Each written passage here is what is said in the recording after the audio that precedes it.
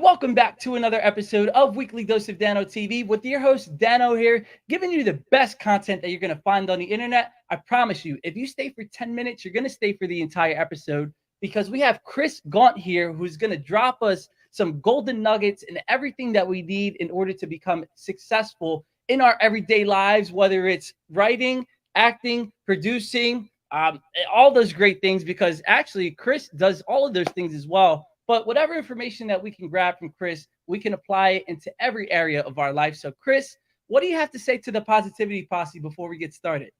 The Positivity Posse is go for it each and every day. Don't let anything hold you back. And if you develop that mindset, it's amazing what you can accomplish. Wow. Well, I love that. And that was actually what I was going to talk about with my Positivity Posse when we do the one-on-one time. So that's how you know this episode is in alignment. Chris, thank you so much for coming on today. And for my Positivity Posse, you have to welcome Chris on with some fire emojis, some hearts emojis, or anything that you got to do to welcome Chris on the show. So everybody, let's get fire going on in the background, Dano. Fire in the place. Yeah, look at that. See, the synergy and just the alignment is all in this episode already. So everybody, let's get ready because it's time for another episode of Weekly Dose of Dano TV. Thank you, everybody. Let's get it.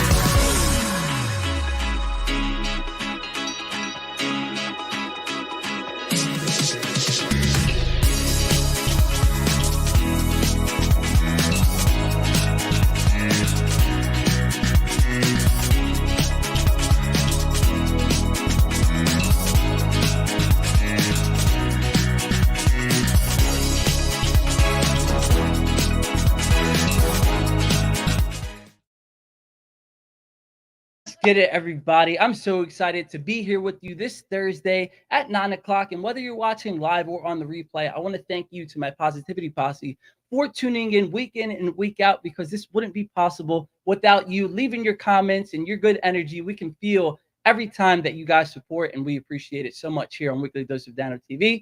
But, you know, before we bring Chris on to dive deep into his story, we have to spend our time together. And Chris actually hit the nail right on the head with what we're going to be talking about for today, and that is to just keep going. And I know this might sound cheesy or corny or cliche, but it's the truth. Whether you're just starting on a project that you started maybe 30 minutes ago, yesterday, or even 2 weeks, or if you're a veteran and you've been in business for about 5 years, or you've been doing the hobby or the thing that you love for about 10 years, just keep going no matter what the circumstances may look like, no matter what is going on in the outside world, because as we know, we always use the things in our lives to define us, to define it as positive fuel for whatever it is that we're going through, right? So I know even though things may not be working out the way that you think that they should be going, that doesn't mean that they're not serving you, because there's so many things that we may be being protected from that we have no idea we're being saved from. So it can work on both ends and both sides of the coin, right? But it's all about what you define it as and how we imbue our definitions of life to see what things manifest for us, right? Because if you always say that things and you always firmly believe that things are always working out for you, you can never get it wrong, and that everything and that you're on the right path, then I promise you, things that you want in your life will start to manifest. It may not be everything all at once, but it'll be things that'll pop up to test to see if you're really aware of the great things that are manifesting for you, right? So I know very recently, one day it was inside of the Starbucks, and I rarely go to Starbucks, but I was like, I'm on the road. I had a few meetings that I had to take. Let me get some coffee so I can prepare for the day. And I go in there and I'm like, I'm talking to the guy. I'm very nice to him. Hey, how you doing? Great morning. I get my coffee, and as I'm like walking around and walking out the store and I start driving, I just think about all the things that I need to do for that day. So the most interesting thing happened as soon as I took that sip of coffee for the first sip. I kind of just locked into that moment, and I practiced being or living in the present moment. And when I like really took that first sip, I was like, wow, this is so nice to know that we can always get back to living in the present moment. We don't have to worry about the future things, or we don't have to worry about the past that the things that happen to us. Once we find that pleasure in the present moment, then that is when the magic can start to happen for you. But if you don't constantly decide to keep going and you just stop and you don't really experience all the great things that life has to offer for you, and if you don't believe that, then it's not going to work out that way. So I know Chris can speak about that for days and hours, and I can. And to the positivity posse, I'm pretty sure you can think of several examples that have happened in your life that you can attest to that as well. So if you know that that's the case, then we have to make that our intention, and we have to make that a practice every day of, number one, just keep going and keep plugging through no matter how things may look. And then number two, we imbue the positive meaning to whatever happens into our life.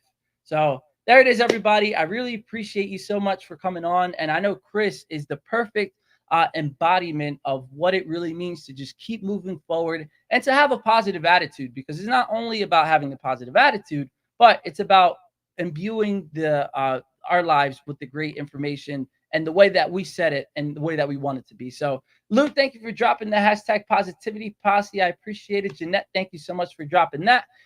Jeanette says, keep going. Yes, 100%. All is serving us for our greatest and highest good.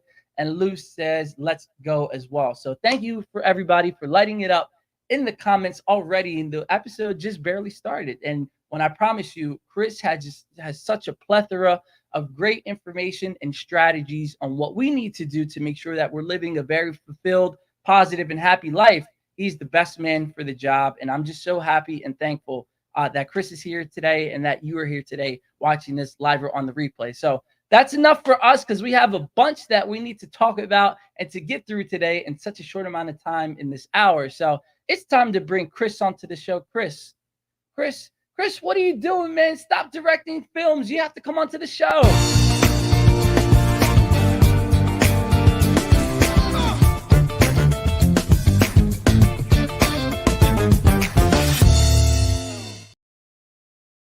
Let's go. Let's go. I'm so excited for you to be here. Chris, man, your journey and your experience, when I was reading about your bio and doing my research and my information on you, I thought, wow, you have so many things to talk about and to cover between writing, acting, producing. So I just want to start out with the most fulfilling thing that you do, because as we get to know you a little bit more, we're going to see that there's so many different avenues that we can talk about. So let's start out with what has been the most, well, tell everybody a little bit about yourself at first, and then tell us what the most fulfilling part or, area of your life has been.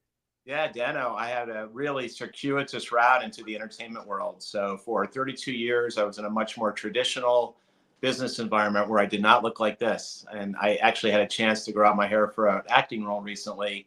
And my wife likes long hair, so what the heck? I'll keep long hair for a while until the next actor tells me to shave it off or do whatever. But for 32 years, I was in a much more kind of parochial business environment, which enabled me to explore different things. And I moved up within that corporation for many, many years. But around 6 or 7 years ago, I just wasn't feeling fulfilled like I had been for many, many years. So I decided to have a chat with my wife and kids and proactively take the jump into the entertainment world, which fortunately they were super supportive of and embraced. And for the last, going on 7 years now, 24 hours a day, 7 days a week, pretty much, it's act, direct, write, produce, act, direct, write, produce, repeat. And around my house, I have these mottos. And my favorite motto is, do what you think you can't. And if you do that and embrace that motto every single day, even when times are a little tough, do what you think you can't.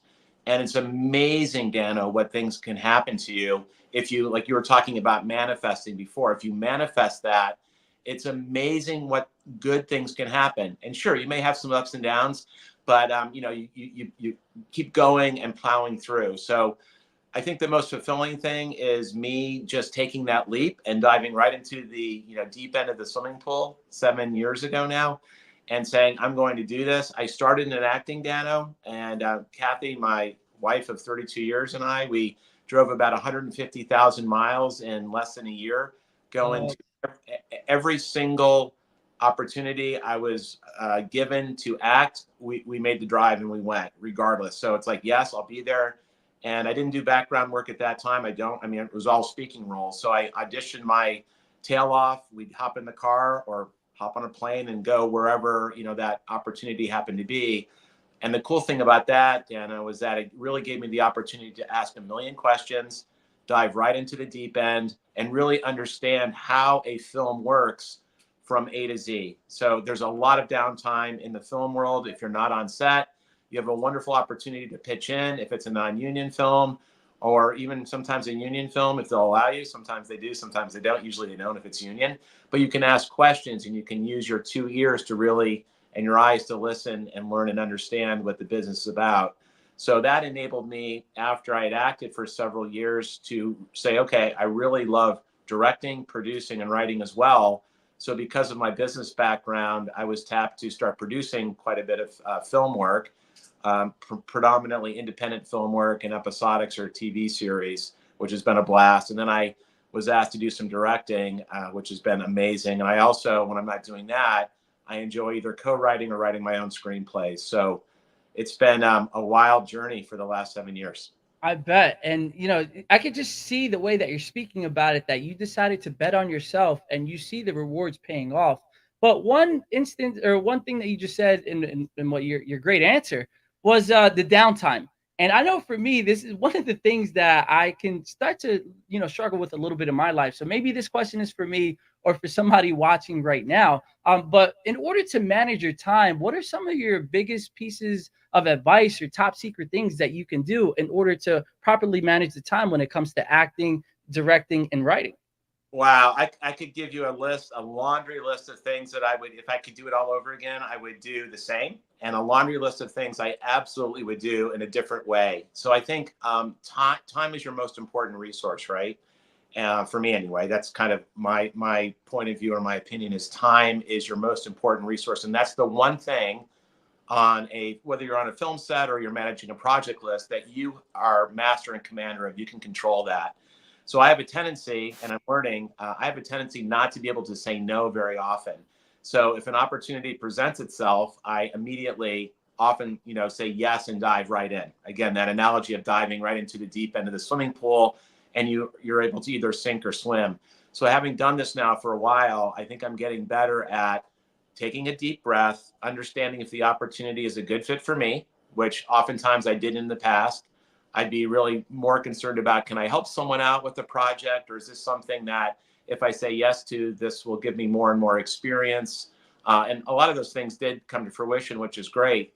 But oftentimes, if you say yes to too much, you kind of reach almost a diminishing return. What I mean by that is energy and time, right?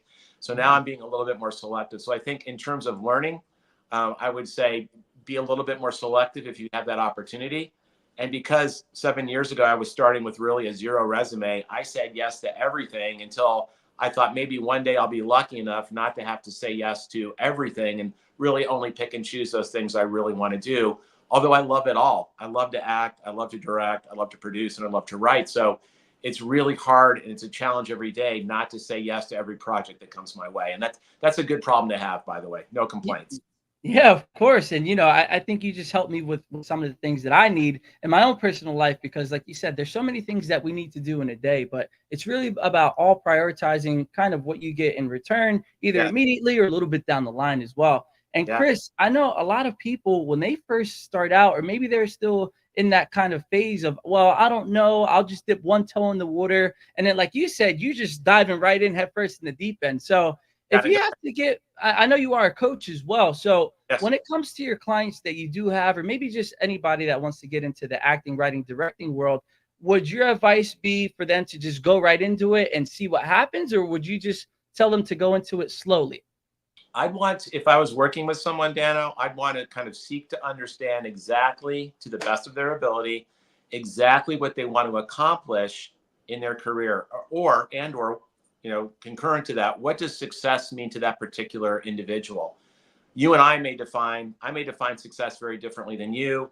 that may define success or, a career very differently than 10 other people. So if you line 10 people up, oftentimes they may say very, very different things. So I'd first do the old seek to understand, is the way I call it. Listen to what the client or the individual really wants to accomplish, and then peel back those layers of that onion saying, okay, if you want to become an actor, if you want to become a stage actor, here's the route that you can take. If you want to become a film actor, here's the route you can take. If you want to become a director, here's some of the things that I did that may enable that process, or a producer or a writer. But I don't know if I would suggest that someone do exactly what I do, and that's dive in all four aspects of the entertainment field, write, direct, produce, and act, because it's sometimes very daunting. And again, it challenges myself I challenge myself every day to take a deep breath and say, don't spread yourself too thin, even though I always do. So I'd really want to understand what that person wants to accomplish, and then we'd go from there. But as it relates to acting, I mean, to me, experience is the best teacher. I'm not saying you shouldn't take acting classes. They can be very wonderful. I've done that. They can be outstanding. You meet great people. There's good camaraderie. There's good esprit de corps. But in my opinion, one man's opinion, the best teacher, man, is being on the set, in the battlefield with your comrades, working hand in hand on a project that needs to get done. And that's a film. You have a defined cast, you have a defined crew, and a defined amount of time to get that done. And that's very much like being on a sports team. You have an objective, you want to meet or exceed that objective, and you have a specific time to get that done. And that's where the fun comes in. That's why it's such a blast to work in film or theater or whatever you happen to want to act in. Yeah, and that's such a loaded answer, and we appreciate all of that too, because it's like you said, there's everybody has their own definition of success, and Right. to everybody watching, I would highly recommend listening to what Chris has to say. With over 2 decades of experience, there's a lot of ups and downs that you've probably learned that that you want to share with everybody as well. So when it comes to that idea of, we're going to take it back a little bit, that idea what you were said in the very beginning, you didn't really have any acting gigs, but you were going out and you were getting that experience. Yeah. At what point did you start to shift your mindset to say, all right, well, this is what I don't have. I don't have experience. I probably don't have, much money, or whatever it is that you felt that you didn't have. At what point did you switch it to say, well, this is what I do have, and now since I have this, I know I can get anything that I could possibly desire? Yeah, it's a great question. I think when I was in the business world, I was feeling very confident about that because I had done it for so many years at a fairly high level. And in the business world, you're rewarded and recognized either with awards or with, monetary increases or both. So you're getting those data boys and good job. And, we had work and development plans every 6 months. So you knew kind of exactly where you are. In the acting world, and I'll take acting as an example, there's very little, sometimes to no feedback.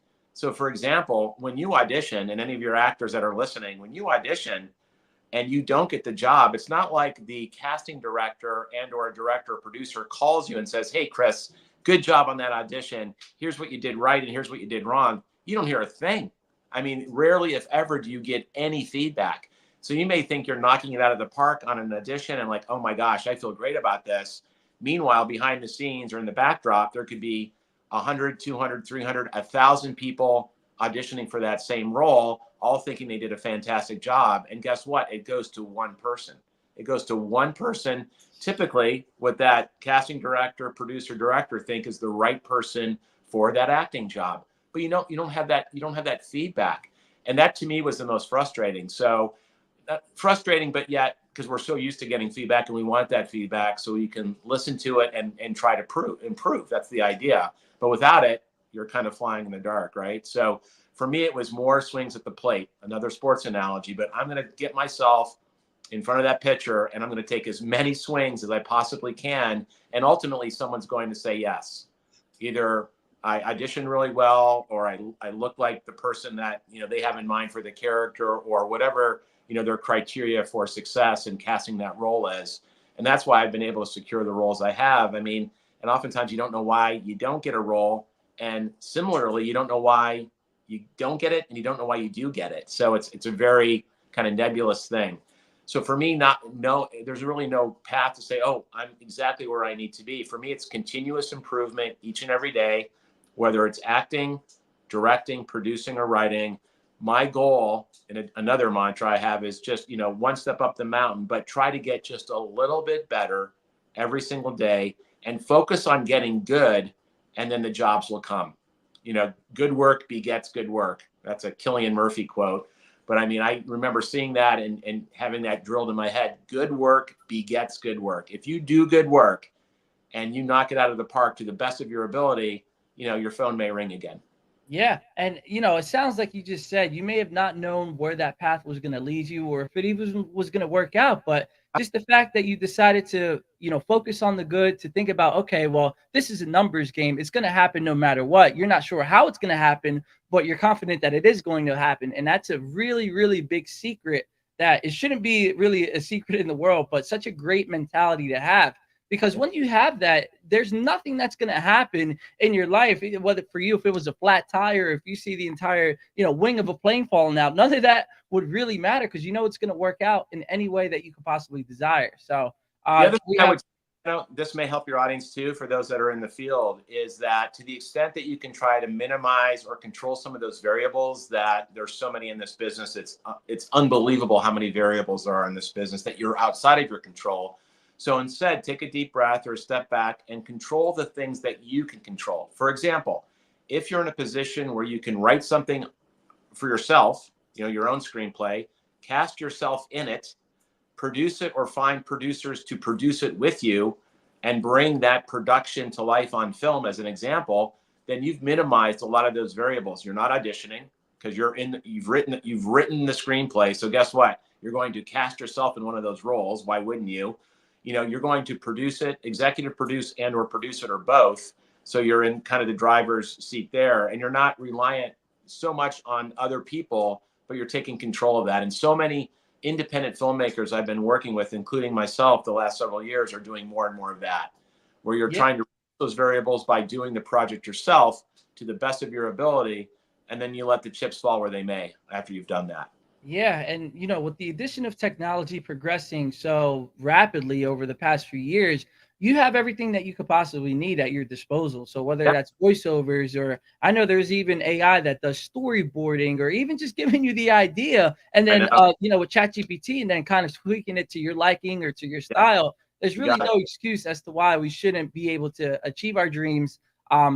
Because like Chris said, when you, number one, with time, if you organize it correctly, it'll happen. And number two, if you have that positive mindset, when you are utilizing that time in the correct way, then there's nothing that can stop us. So Chris, we just have to hear a quick word from our sponsors, which is Great Success. I think this gentleman, Mark Hoberman. He actually says hello. But everybody watching, if you have any kids that need any tutoring, Great Success, Mark Hoberman is the man. I'm actually working with him, as you all know, in the Power of Choices, where we go to travel around different schools, organizations, camps to teach kids about, or the next generation, doesn't have to be kids necessarily, about, the power of our choices, mental resilience, anti-bullying, character education, all these great things. So here's just a word from Great Success. If you need any spot or tutors for your kids, here's a word from our sponsor, and I'll see you right after the break, everybody. At Great Success, it's our job to make sure that your child succeeds in school, regardless of the subject or grade level. Our tutors are trained professionals who know how to promote learning and encourage results. Whether you are looking for help with SAT, ACT prep, private and group tutoring, K-3 reading programs for your child, or educational consulting and college counseling, here at Great Success, we can help you find the right answer. Visit GreatSuccess.com to learn more about our in-person and online program options. Great Success, where your child's success is our business.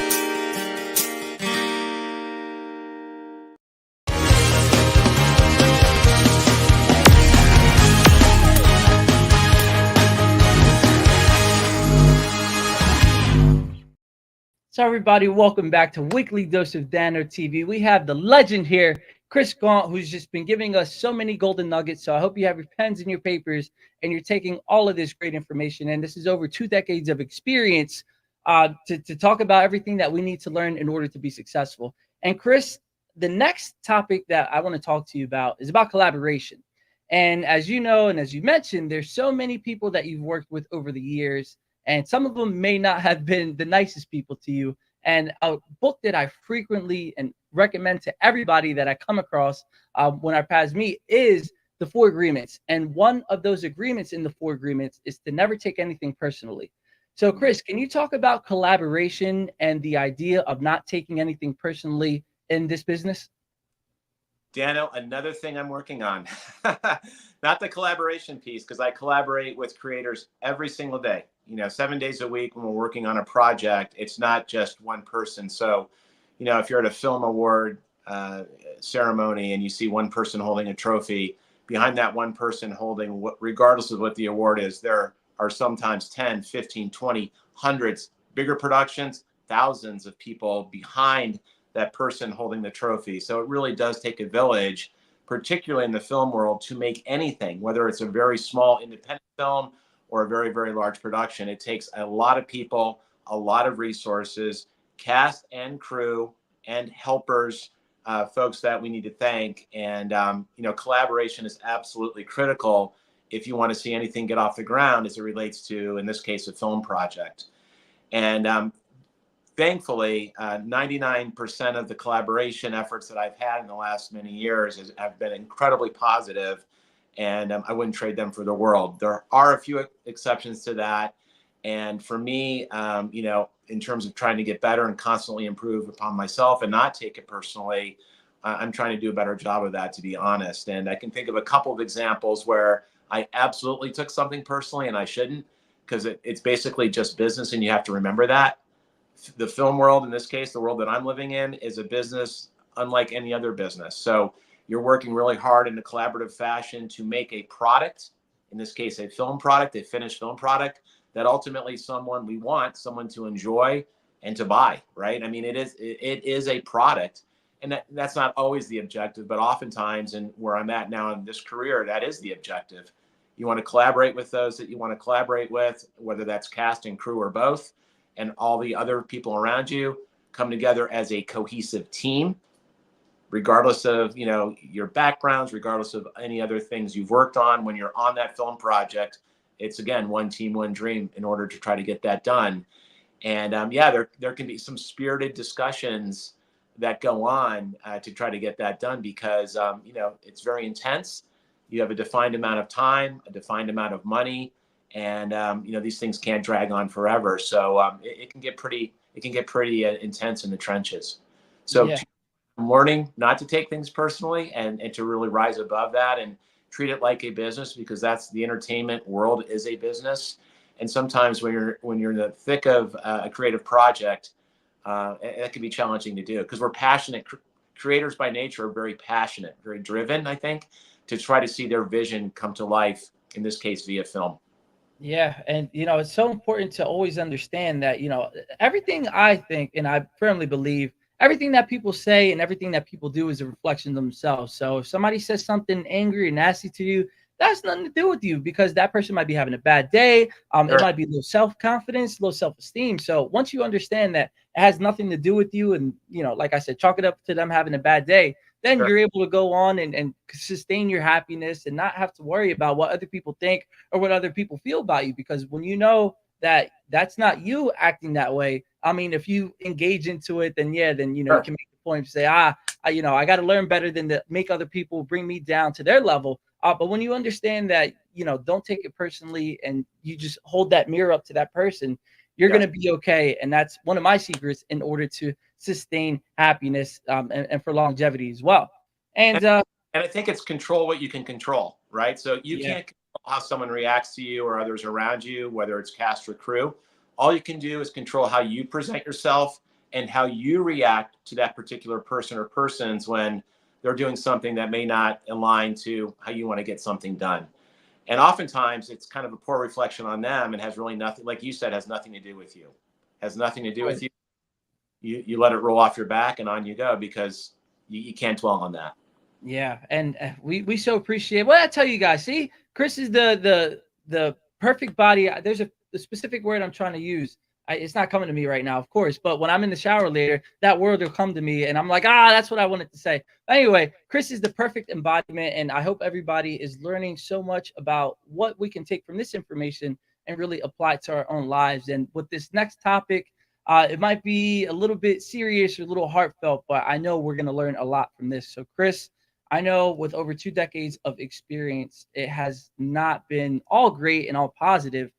So really, can you share with us kind of what the lowest point of your career was and what you had to do in order to get out of that, bad space that you may have been in?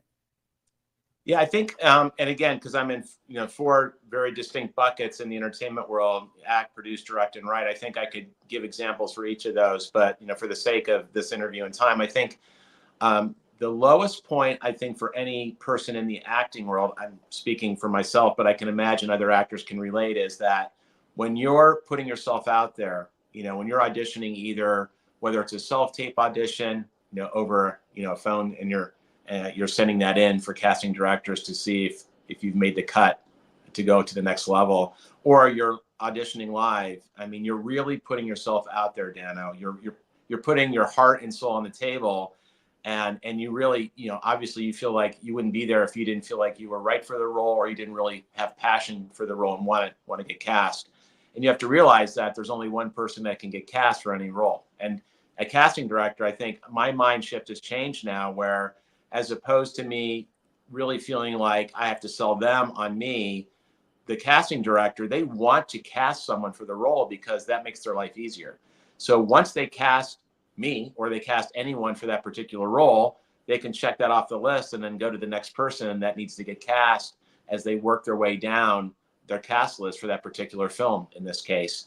So rather than put all that pressure on myself for every audition and then feel a bit deflated if you don't get the call, just, it's next man up mentality. So you give it your all, you lay it all out in the field, you give it 110%. And if it doesn't roll your way, on to the next one. And there's so many ways that we can find opportunities to act now. There's really no excuses for not being able to audition a lot if you have the freedom and flexibility to do that.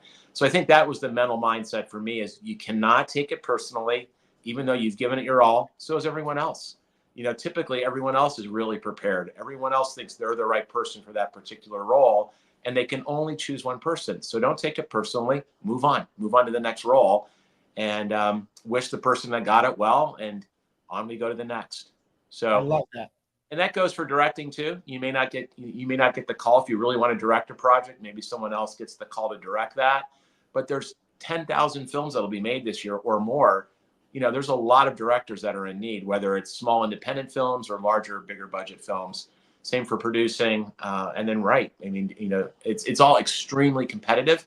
So I think the other piece is, and I'll kind of put a bow on that, is that you realize that it's a business, but it's an incredibly competitive business.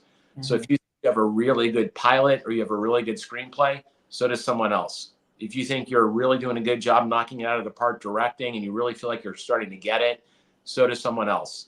Same for producing, and acting. So those four segments that I've spoken about, they're extremely competitive environments where everyone's kind of gunning for very limited spaces for a particular project. So you need to bring your A game, but even if you bring your A game, you might not be the guy for whatever reason, and that's okay. You move on. Yeah. You move on. Yeah, not only are you competing against humans nowadays, but you also have, the technology that we're fighting against too. And I know that was a big thing for the strike. That the writer, it was the strike that everybody was trying to fight for in order to get their compensation correct, and eliminating the need or the usage of extra technology inside of film. So not only that, we got to fight against technology too. And when it comes to like that creative role, like you were just saying, Chris, I know when it comes to acting, writing, producing, I could probably maybe act and I could probably direct, but writing would just blow me away because I wouldn't be able to know where to start. So for you, you've been very successful in each field. And, let's talk about that topic of creativity. Where do you get your source of inspiration from, and what do you tap into? I'll share a story from a comedian that everyone knows that's listening, Jerry Seinfeld. And whether you like Jerry Seinfeld or not. Who's that? Oh, Jerry. No. Yeah, I just Jerry. So whether you like him or not, I mean, he's an icon, right, in the comedic world. And the only reason I bring him up is because I remember a story vividly that on an interview that I watched of him, and he said, it's really hard for me to concentrate on any discussion because anytime I'm speaking to someone, I'm thinking, how can I use whatever that person is saying in a bit? How can I take what, Dano and I are talking about right now and put it into some sort of comedic bit, or how can I tailor that so that it can become part of my comedy routine. So I think for me, again, one person's opinion, I'm always thinking about and observing humanity constantly. I'm thinking about situations and experiences that happened in my childhood, when I was a little kid, preteen, teen, high school years, college years, post-college years, work years, now entertainment years. Those are all kind of in the memory bank. And I'm constantly writing down what we call in the business log lines, kind of a one sentence that describes the screenplay that you're about to write, and a synopsis, kind of a summary of what that screenplay will be. And I've done it hundreds and hundreds and hundreds of times. They don't all become screenplays. Sorry, I just kicked my phone. They don't all become screenplays, but many of them do. And then even if and when you think you have a good screenplay, typically you don't, and you need some objective, outside people that aren't afraid to say, hey, here's what the screenplay needs. So you need that collaboration, that collaborative element to come in and really kind of police and polish that script. And sometimes, Dano, it can take months and years to get a decent script. So, I mean, it's perseverance, it's stick-to-itiveness, it's not getting down in the dumps about it. It's juggling, having a lot of projects in a pipeline, creative projects, so that you're not reliant only on one to be successful. You're constantly juggling. And I think most creators that are listening or that will listen to this can relate to that, because creators, I think, much like musicians or comics, they don't stop, right? The wheels always are turning constantly. I'm not sure if it's a blessing or a curse yet, but it's just, it never shuts off. Yeah, I was going to say, just everything that you mentioned that you think about, I can imagine your wheels are constantly turning 24/7. So, to everybody out there, that's what we kind of need to do as well. But we can do it in, a little bit of a healthier way. Chris, I don't know if you meditate, but I absolutely love meditation. So you do? Yeah, I mean, my wife and I are really getting into yoga as well. So meditation, yoga, work out every day for at least an hour, try to stay, healthy body, fit mind, fit body, because it's so important, right? To me, I mean, it really helps. Yeah, and I'm telling you. You have to discipline yourself to do that, though. You really do. Or I find myself, if I don't, getting swept into almost that whirlwind of creativity where, it doesn't stop, right? The wheels don't turn off. Yeah. And what happens when you're constantly running that wheel, it'll break or it'll just burn out. So I'm telling you, meditation is just as important as eating and breathing and sleeping and all that great stuff. So once you start it may be a little tricky at first, but I promise you guys, meditation is one of the best things, probably the best thing that you can do in order to achieve ultimate happiness, because you stop, thinking so much and you just start being. And when you're in that mode of being, you can receive more information and more creative ideas. So it's like you said, Chris, to all my creatives out there, please take a break from yourself, because we all need it. And when those wheels are turning 24/7, it can possibly turn into something that may not be as positive as we want. And Chris, you said earlier, it takes a village. And we have to hear a word from our second sponsor, which is It Takes a Village Housing. So what I say, everything is just so on point already with this episode. Thank you for coming on to my Positivity Posse. Thank you again for watching live or on the replay. We do appreciate you. Make sure that you're following Chris and I on the social media platforms that you see below. And now we have to hear from It Takes a Village Housing. You guys are absolutely amazing. They had an amazing event this past weekend at City Hall in Camden, New Jersey, where there was a bunch of vendors and sponsors to come out to talk more about, some services or anything that people might need in the city of Camden to help with their overall well-being, whether it was housing, mental health, wellness, all those great things. So shout out to you guys for having such a wonderful event. And here is a word from It Takes a Village Housing. So thank you again, everybody. And we'll be right back after a word from our sponsor.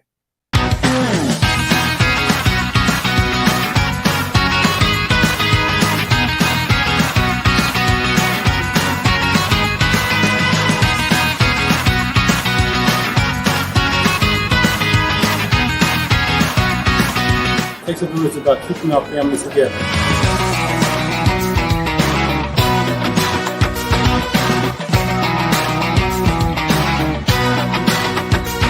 God bless this organization.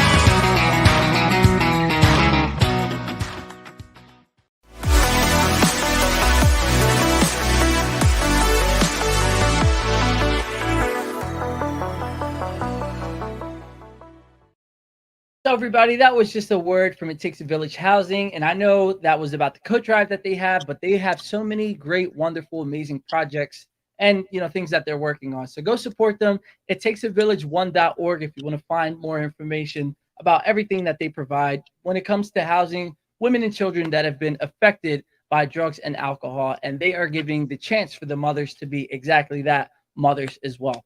So Chris, today this part of the segment, we're going to work on kind of your skills and really put your skills to the test right on the spot. So in the world of acting, writing, and directing, I don't know if you thought about this yet, but here it is. If you had to write a movie about yourself, what genre would it be? And who would you cast to be the actor in your own life? Oh my gosh, that's a good one. The genre, I'll probably say two. I mean, because I'm writing one right now with a co-writer that has to do with an experience when I was a young boy, kind of straddling the worlds of loving athletics, but also loving performing. And when I was a kid, those two worlds didn't really mesh all that well. So that's a really, really good one, I think. And I would have to do some research on a young actor that's probably 13. So if any of your audience has any ideas on that, that would be great. I'd love to see what they would think, or if you do, Dano, that would be wonderful. Because I mean, the lead actor in that will be an 8th grader. So that would be a great opportunity for a young up and comer or an established 13-year-old. And I think the other genre absolutely would be sports driven. And one of my favorite films is, like $1 Million Baby, directed by Clint Eastwood, where, it's kind of a somewhat of a rags to riches story, but very dramatic. And that movie was extremely dramatic, extremely sad, but so riveting. And sports dramas to me are really wonderful as well, because they can be extremely energetic and dramatic, especially if they're not corny, especially if there's a really good message there.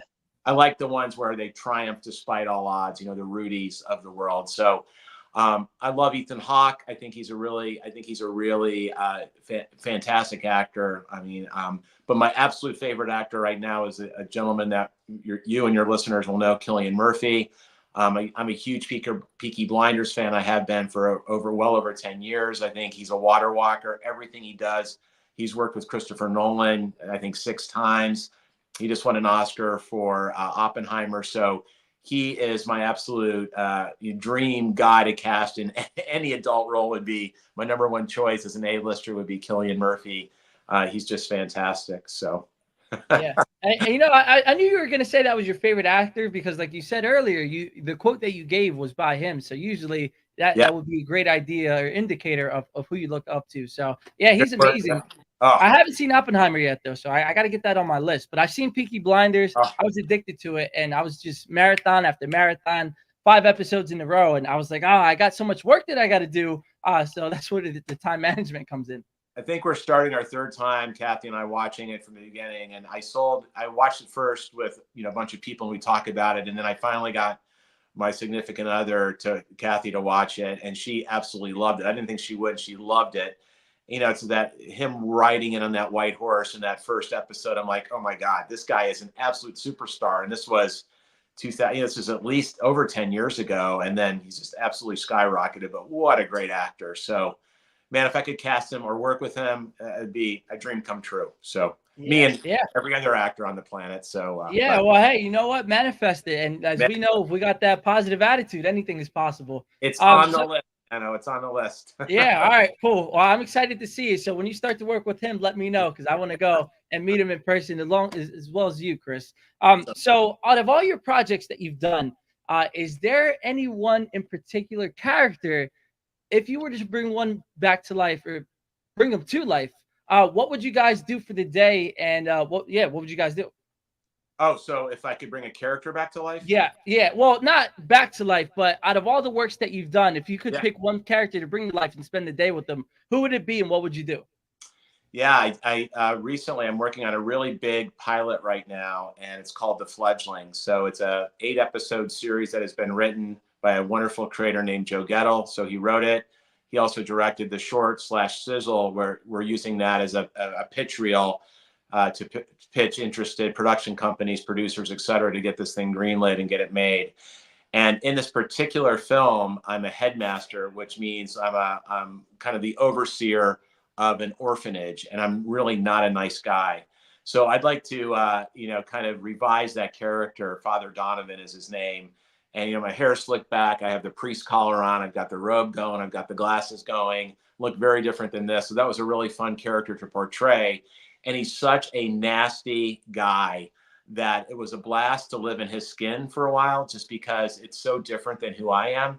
And that's the beautiful part about being an actor. You can lose yourself in someone where you're not anything close to that person in real life, but you embody that character and become that character. At least I tried to, for the length of that shooting time. But I'd love to resurrect him and really understand what makes this son of a gun tick, because he's not a very good being. And by the way, not spoiler alert, he gets his just deserves in the end. He gets sliced by a vampire. So it's not a happy ending for Father Donovan.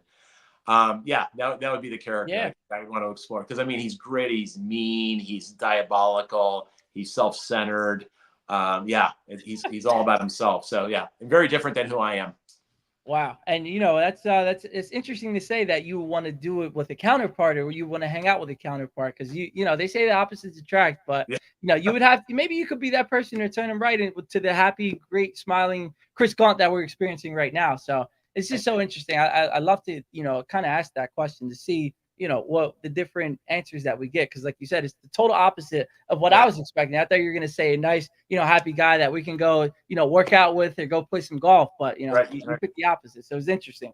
And I think, Dano, because for the first 20 films or something, I was cast as like the dad next door, so the happy dad, the supportive dad, the loving father, like I am in real life, to a wonderful son and daughter. So it's fun to be the antithesis of that and really live in someone else's skin for a while. That was a blast. Yeah. So and you mentioned too about the idea of actually embodying that character, which is fun, but after a certain time you can kind of lose yourself. I don't know if you're familiar with Austin Butler when he did the Elvis, how he played his Elvis, and now even when he's speaking, he's just all Elvis. So that's kind of scary when I hear about it as a non-actor. So as I watch his interviews prior to him being Elvis and then during Elvis, and I think it was almost, and I'm probably wrong on the exact time frame, but it was about a year or two of preparation for him to get in the Elvis skin, which was a huge role for him, breakout role. And now he's being cast in everything, as we knew he would, because he did such a great job in Elvis. Mm-hmm. But if you look at interviews prior to Elvis and now, his voice has changed completely. Yeah. So it's really interesting how he may have, I don't know him obviously, but he may have a kind of a tough time shaking out of that, because, he enveloped that character enveloped him. Yeah. I remember, the Doors movie years and years and years ago, the actor that played Jim Morrison, it was like a 3-year preparation process for Val Kilmer to play Jim Morrison, which if you haven't seen the movie, it's unbelievable.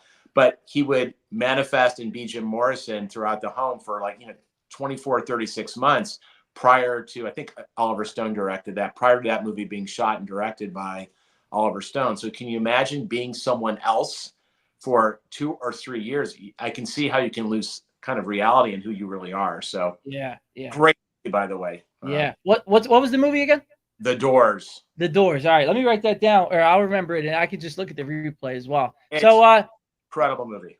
Yeah. Well, Chris, you're not always inside of the acting studio. You do a lot of work that gives back to local nonprofits near your area. And would you be able to tell us a little bit about the first one, which is Wolf for Warriors? Yeah, thanks so much. Wolf for Warriors is, I'm really interested in PTSD and the effects of trauma, or the impact of trauma, whether it's for veterans that have served our country coming back, or just PTSD in general and trauma in general. So in 2018, I linked up with some folks because I heard about this organization, and it really tapped into two things I love. I absolutely love animals. I'm a huge animal advocate. I'm a huge animal nut. But it also tapped into my need to want to help those that were suffering from extreme PTSD, post-traumatic stress disorder, coming back from, in this case, from serving our country. And whether you believe in combat or not, and regardless, to me, it's a human being that is suffering in some way, shape, or form, right? Mm-hmm. So what we try to do, Dano, is we try our best to pair a dog that is in need typically a dog that has been abandoned, or their owners have passed, or there's some tragedy where this dog no longer has an owner. And we try to pair them with a veteran that has come back.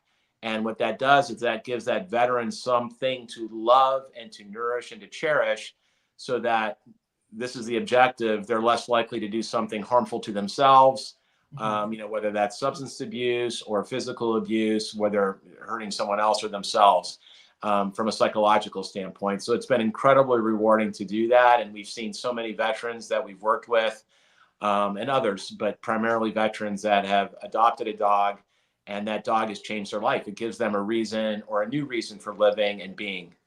So it's been a really wonderful organization.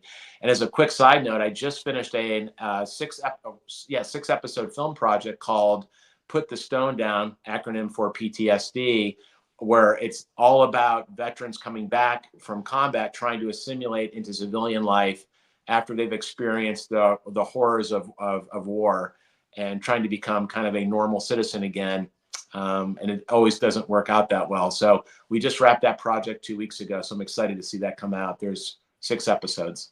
That's beautiful. And we'll be on the lookout for that as well. And if everybody is interested, you can follow Chris at the social medias that you see at the bottom. And then we also have a second organization that Chris is a part of in regards to animals. So Chris, take it away and tell us what this is all about, the North Country Wildcare. Yeah, so North Country Wildcare is terrific, another nonprofit. Both are nonprofit, 501c3 nonprofit organizations. And North Country Wildcare, basically, their objective is to help rescue wild animals that have either been harmed by humans, or harmed by cars, or have been misplaced. Their mothers or their parents, the parents raising the animal have got hit by a car or died. We take those animals, we do our absolute best to rehab them, and then importantly, you don't keep them, you release them back in the wild, preferably where they were rescued. So if they were rescued, an hour away from where I live, then we try to relocate that animal back to where we found it, and we release it back in the wild close to where it was rescued. And it's such a rewarding activity, but it's also such a rewarding organization, because, we're doing good for our wild animals of the world. And again, I'm an animal nut, so this is right down my alley. Wow, it's beautiful. And thank you so much for the work that you do, and to the 2 nonprofits as well. Thank you so much for starting these nonprofit organizations to help give back to the humans and the animals alike. Because as we all know, if we live a lifestyle filled with service and gratitude, and just, providing that service for others, then in turn, kind of selfishly, if you want to look at it this way, but it's really not, we benefit in our own lives as well, just from throwing out the good energy and taking care of Earth and everybody that's inhabited as well. So Chris, good karma. Yeah, perfect way to describe it. Good karma. Chris, we're almost out of time, and we wrap up the show every single time with the same question. So here it is. If there's somebody watching right now, they're in their deepest, darkest moments, what advice would you have for them in order to get out of that deep, dark moment that they're in? Couple of things. One is, do your best to stay positive. I mean, attitude to me has been such a savior despite dark moments. And if that is not working, if that's not scratching the itch, then I would, obviously, or maybe not obviously to some folks, but depending on where they're at mentally or where their state of mind is, but seek professional help too. So there's no shame in seeking professional help. And like my work with Woofs for Warriors, I mean, so many of these veterans in this case, but others are seeking professional help, coupled with, us pairing them with a dog, and that can kind of be a nice recipe for success. So seek professional help and do your best to stay positive and focus on those things that you can control, and don't get so hung up. I'm looking at myself in the mirror here. Don't get so hung up on those things that are outside of your control that you can't control, because sometimes those things can eat you alive, and don't let that happen. Focus on the variables or the things that you can control and make the most of that, and keep smiling and keep going. Don't quit. Never, ever quit. There it is. Short, sweet, to the point. Thank you, Chris, for coming on. Can you tell us a little bit about some projects or things that we can look forward to in the future coming out from Chris? Yeah, so the fledgling, that'd be great. We have a fantastic short. We're doing a big event on May 19th there to create awareness on that. We've linked up with a couple of really well-known showrunners in LA that are helping us work the pilot episode of that, have helped us work the pilot episode of that. And, you know, getting a television project off the ground. We have 8 episodes written, but it's really all about getting that pilot episode so compelling that a producer or a production company cannot say no. They've got to fall in love with it right away. You've got to hook them. It has to have a cliffhanger ending so that the audience is dying to see it. That's called the fledgling. The next one is called Put the Stone Down. That's the one about the veterans that come back after serving with severe PTSD. 6 episodes there. That's in the can and in post-production right now. And then another series, and I directed 2 episodes of Put the Stone Down and acted in it. And another series I directed all 8 episodes is Riding with Pride. And that's a kind of a fun one where if you remember, Nancy Kerrigan meets Tanya Harding, where there was that ice skating duo this is back, gosh, 25 years ago, 25 plus, maybe 30 years ago.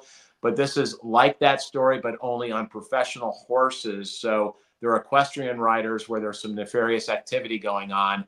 And it's a fun one. There's 8 episodes. I directed all 8. And then I have a fun role as Larry Gleck, a goofy horse commentator in a few of the episodes as well. That's called Riding with Pride. That's in post-production now. And those will all be streaming everywhere. Awesome. Beautiful. I can't wait to see it, Chris. Once those things come out, you got to let me know. And obviously I'm going to follow you as well. I already do follow you. So I'm very excited that you were able to come on today, to come on to the show, share all of your ideas, share all of your expertise and your wisdom as well, because I know I learned a lot from you just from this episode alone. And we have Lou right here that says, really enjoyed the episode. Great episode as well. And I know to the people that can't comment because they're not watching on Facebook or YouTube that they have really enjoyed this interview. And we crushed it today. So thank you so much for coming on to my Positivity Posse. I will see you next week. We have Beverly Pomerantz coming on to the show. She is an expert. She has over, I think, 3 decades of experience with game shows in Hollywood as well. So from all of the biggest ones, from Are You Smarter Than the Fifth Grader to Family Feud, she does all the scheduling. So it's going to be a really great episode, a great time. So I hope you come back next week. And I know you will come back next week for another episode of Weekly Dose of Dano TV. And remember, be safe this weekend. And like Chris said as well, stay smiling and only focus on the things that we can control. So Chris, thank you again. And to everybody, I'll see you next week for another episode of Weekly Dose of Dano TV. Peace, everybody. Thanks, Dano.